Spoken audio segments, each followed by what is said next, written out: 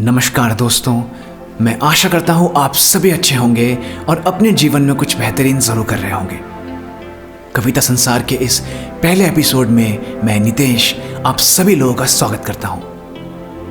ये चैनल समर्पित है हिंदी साहित्य के प्रसिद्ध कवियों द्वारा कहे गए सुंदर कविताओं को, और आज के इस पहले एपिसोड में मैं आप सभी के लिए लेके आया हूँ अमृता प्रीतम जी की कुछ सुंदर कविताएं। तो चलिए बिना और विलंब किए इस एपिसोड को शुरू करते हैं।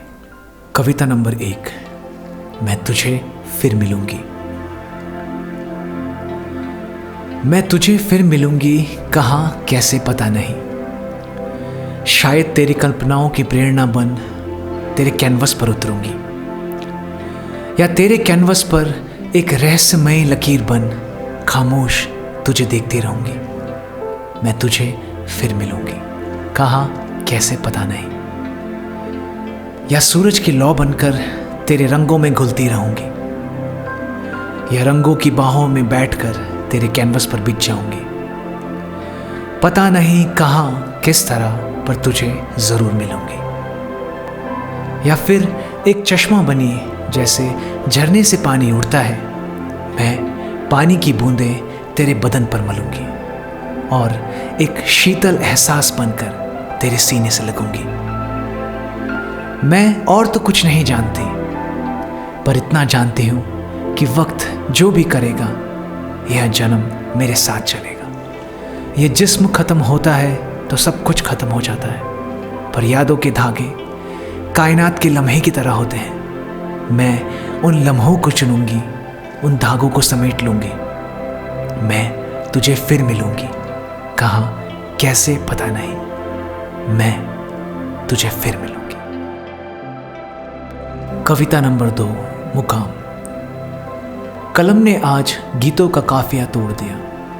मेरा इश्क ये किस मुकाम पर आ गया है। देख नजर वाले तेरे सामने बैठी हूं, मेरे हाथ से हिज्र का कांटा निकाल दे। जिसने अंधेरे के अलावा कभी कुछ नहीं बुना, वह मोहब्बत आज किरणें बुनकर दे गई। उठो, अपने घड़े से पानी का एक कटोरा दो। राह के हाथ से मैं इस पानी से धो लूंगी। कविता नंबर 3, जब मैं तेरा गीत लिखने लगी। मेरे शहर ने जब तेरे कदम छुए, सितारों की मुट्ठियां भरकर आसमान ने निछावर कर दी। दिल के घाट पर मेला जुड़ा, जो रातें रेशम की परियां पात बांध कर आई। जब मैं तेरा गीत लिखने लगी, कागज के ऊपर उभर आई केसर की लकीरें। सूरज ने आज मेहंदी घोली, हथेलियों पर रंग गई हमारी दोनों की तकदीरें।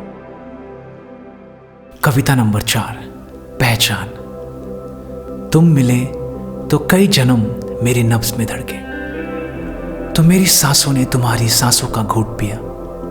तब मस्तक में कई काल पलट गए। एक गुफा हुआ करती थी जहां मैं थी और एक योगी। योगी ने जब बाजुओं में लेकर मेरी सांसों को छुआ, तब अल्लाह कसम यही महक थी जो उसके होठों से आई थी।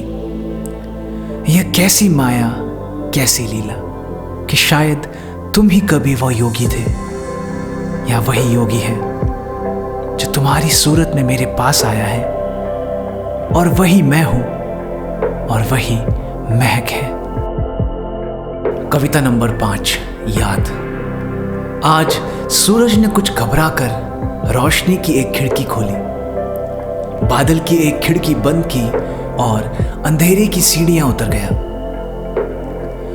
आसमान की भावों पर जाने क्यों पसीना आ गया। सितारों के बटन खोलकर उसने चांद का कुर्ता उतार दिया।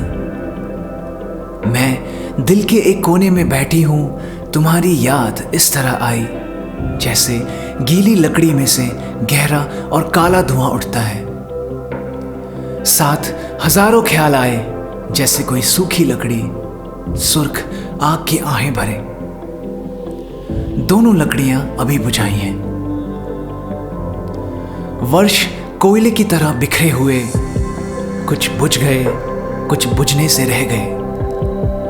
वक्त का हाथ जब समेटने लगा, पोरों पर छाले पड़ गए।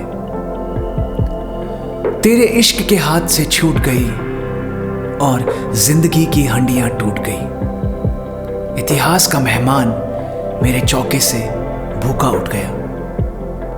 कविता नंबर 6, एक मुलाकात।